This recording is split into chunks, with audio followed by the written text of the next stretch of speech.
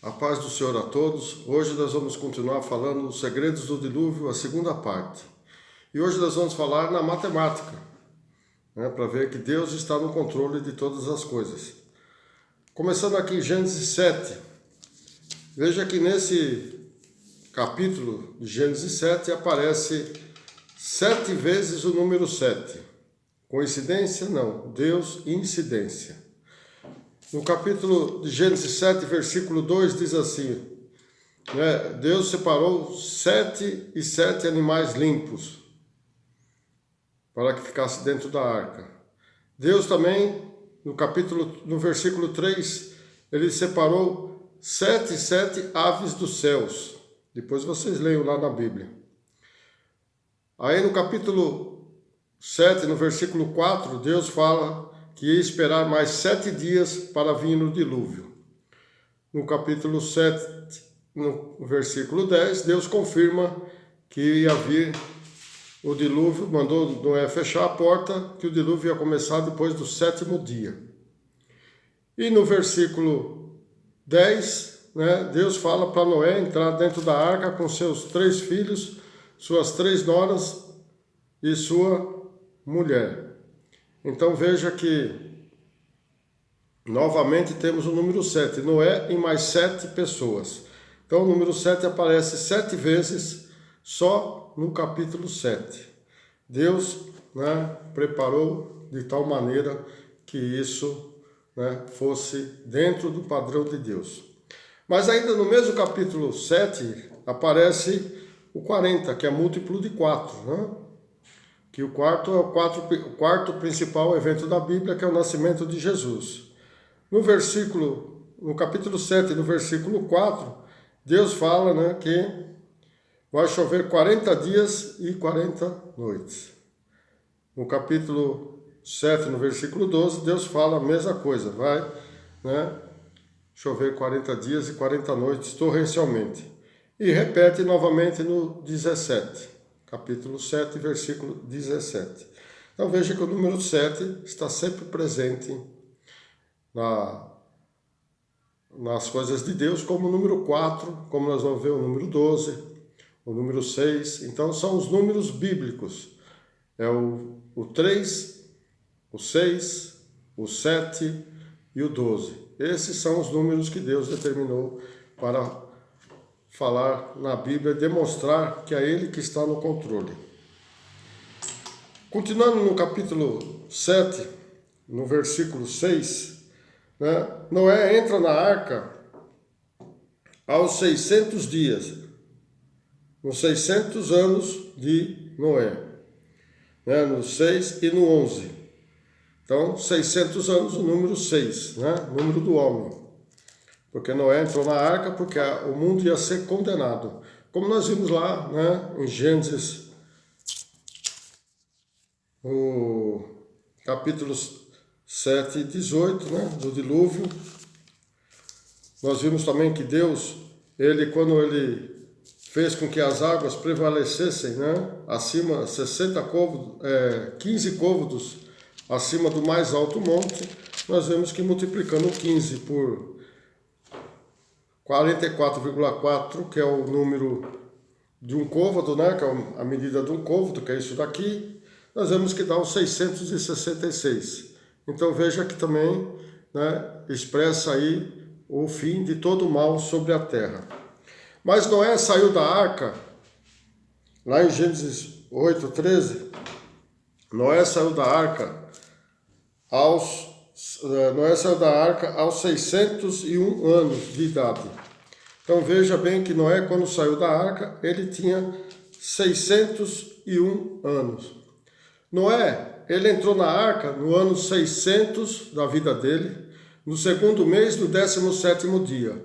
E ele saiu da arca do ano 601, no 2º mês, no 27º dia. Veja bem que Noé ficou 1 ano e 10 dias dentro da arca. Muito tempo, Noé ficou muito tempo lá dentro da arca. Mas Noé também, Deus se lembrou de Noé, depois de 150 dias, Deus se lembrou de Noé e dos animais que tinham lá. E diz aqui em Gênesis 7, 24, continuando no versículo 7, veja quanta coisa tem aí para nós, né, entendermos o segredo de Deus. E prevaleceram as águas sobre a terra 150 dias, no versículo 8, no versículo 7, 24. Agora 8, capítulo 8, versículo 3. E as águas tornaram sobre a terra continuamente, e ao cabo de 150 dias as águas minguaram. Então veja bem, Deus se lembrou de Noé aos 150 dias. 150 dias, o que é? 1 mais 5 dá 6. Então Deus se lembrou do homem. Né? Porque Noé era homem. Noé não era uma pessoa extraordinária, um ser divino. Não, Noé era um homem igual a nós. Igualzinho a nós.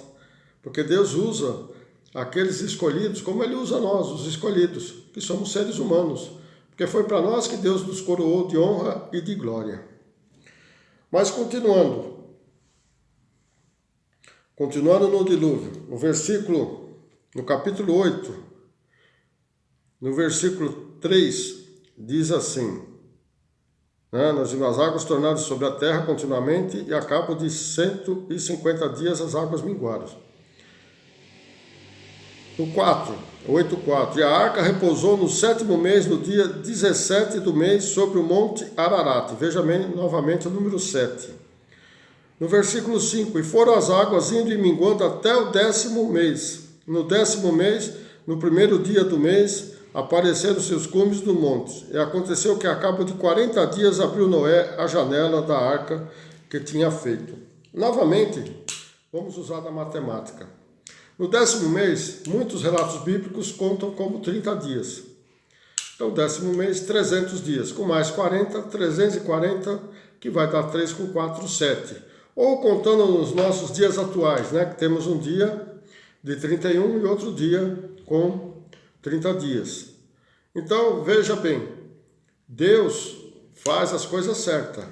Então, se nós contarmos 305 dias mais 40, vai dar 345. 4 com 5, 9, com 3, 12. 12 tribos. Se somarmos 1 com 2, vai dar 3, representa a trindade de Deus. Então Deus é perfeito em tudo que faz. Tudo que Ele faz perfeitamente. Então, mas tem mais um segredinho aqui. Em relação a quando Deus soltou o corvo, o que significa a soltura do corvo e as 3 vezes que Noé soltou a pomba. Eu vou ler o texto aqui para vocês prestarem atenção. E soltou um corvo, no capítulo 8, versículo 7, diz assim, soltou um corvo que saiu, indo e voltando, até que as águas se secaram de sobre a terra.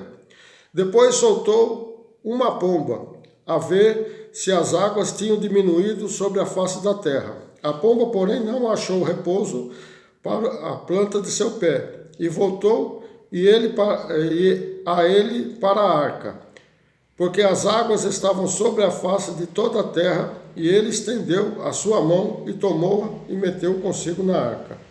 Esperou ainda outros 7 dias, veja bem, novamente 7 dias, e tornou a enviar a pomba fora da arca. E a pomba voltou e a ele sobre a tarde, e eis arrancada uma folha de oliveira no seu bico.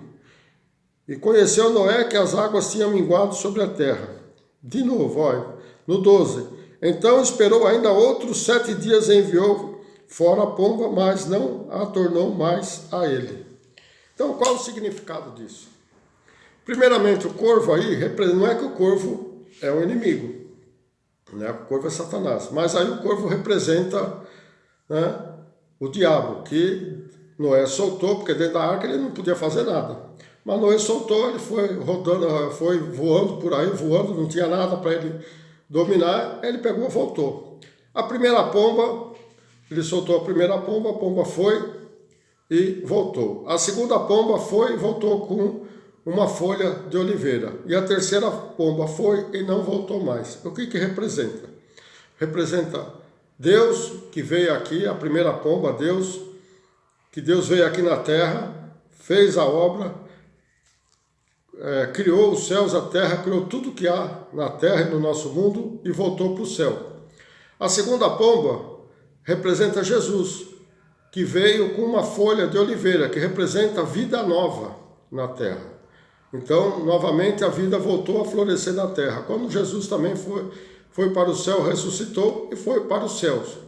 A terceira pomba, que foi e não voltou mais, representa o Espírito Santo de Deus, que veio e não voltou mais. Ele está ainda aqui e vai ficar até a volta do Senhor Jesus. Então, essas três vezes que Noé soltou a pomba representam o quê? A Trindade de Deus. E o corvo, com certeza, representa o mal, porque quando Noé saiu da arca, a primeira coisa que ele fez foi plantar uma vinha, colheu os frutos da vinha, fez o vinho, se embebedou e acabou sendo amaldiçoado, né? Amaldiçoado a Canaã, o filho de Cã. Então veja que o diabo voltou a agir novamente na terra, porque ele está sempre aí presente. Nós que não damos conta, né? Que o diabo está sempre presente, mesmo que ele, né, não consiga nos dominar, mas ele vai nas coisas mais próximas de nós. Ele vai afetar nossos parentes, nossos filhos, nossa casa, porque ele quer derrubar os ungidos de Deus, né? Mas Deus fez uma promessa, Noé. Acabando tudo isso, falando da matemática, né? Mostrando que a matemática representa Deus. Mas Deus fez uma promessa para Noé. Diz aqui: Deus não irá mais amaldiçoar a terra, nem mais lançará o dilúvio para acabar com toda a humanidade. Esta é a promessa que Deus fez a Noé logo após ter edificado um altar e ter oferecido holocausto de todo animal limpo e ave que estavam na arca. Gênesis 8,16. Sai da arca tu, a tua mulher, teus filhos e as mulheres de teus filhos contigo. No 20. E edificou Noé um altar ao Senhor e tomou de todo animal limpo e de toda ave limpa e ofereceu holocausto sobre o altar. 8:21. E o Senhor cheirou o suave cheiro e disse o Senhor em seu coração: não tornarei mais a amaldiçoar a terra por causa do homem, porque a imaginação do coração do homem é má desde a sua meninice, nem tornarei mais ferir todo vivente como fiz. Então veja bem, o fato de Deus antes do dilúvio ter amaldiçoado a terra, agora a misericórdia de Deus se encontra aqui presente, mesmo apesar do fato dele saber que o dilúvio não mudará o coração do homem. Este ainda será mau desde a sua meninice. Quer dizer que o pecado sempre estará presente na vida do ser humano, não importando o tempo que a humanidade viverá, mas sempre o tentador estará presente esperando um deslize do ser humano para ele poder atacar. Então veja que Deus amaldiçoou a terra duas vezes antes do dilúvio. Primeiro, quando Adão pecou lá dentro do paraíso, ele disse: não comerás dela, maldita é a terra por causa de ti, no Gênesis 3,17.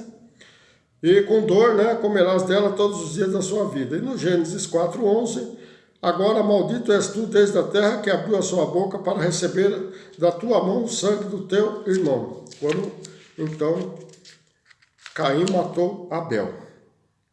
Mas a promessa de Deus está lá no livro de Gênesis 8:22. Olha só a promessa de Deus que Deus fez para nós. Enquanto a terra durar, sementeira e cega, frio e calor, e verão e inverno, dia e noite não cessarão. Então veja, enquanto a terra durar, nada do que foi feito, né, vai ser destruído. Vai continuar até o fim da nossa terra. O pacto de Deus, agora sim, Deus agora faz um pacto com Noé dizendo que nunca mais destruiria toda a carne pelo dilúvio de águas. E para afirmar esse pacto, Deus estabeleceu um novo fenômeno nos céus, o arco-íris, que representa o fim do dilúvio sobre a face da terra.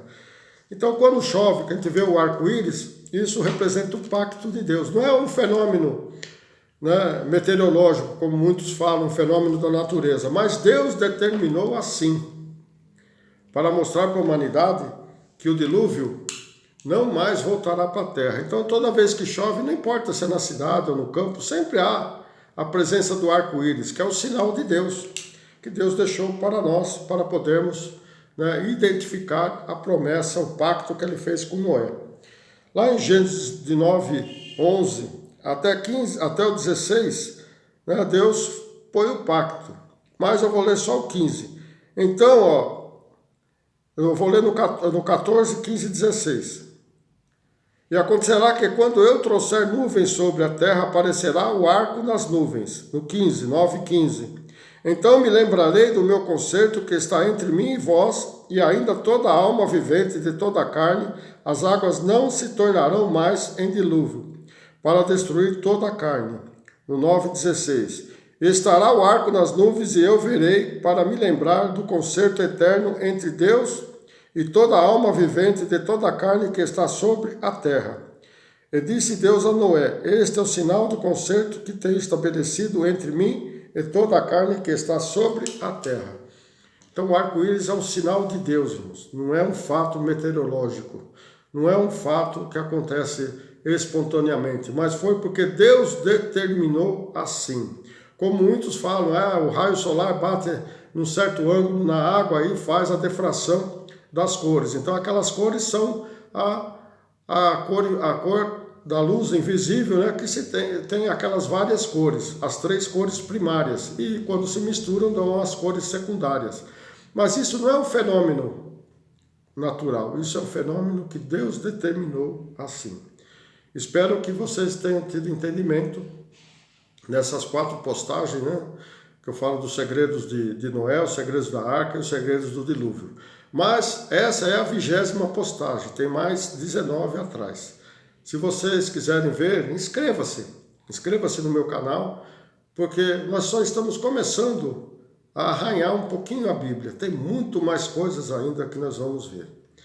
A semana que vem nós vamos falar sobre o 4º dia da criação. E no sábado, não perca, no sábado eu vou falar sobre aonde está a Arca da Aliança. Muitos têm suas teorias, mas na Bíblia é a resposta. Então não se esqueçam, inscrevam-se, compartilhem, está aí do lado aí a flechinha, está aí em vermelho, inscreva-se.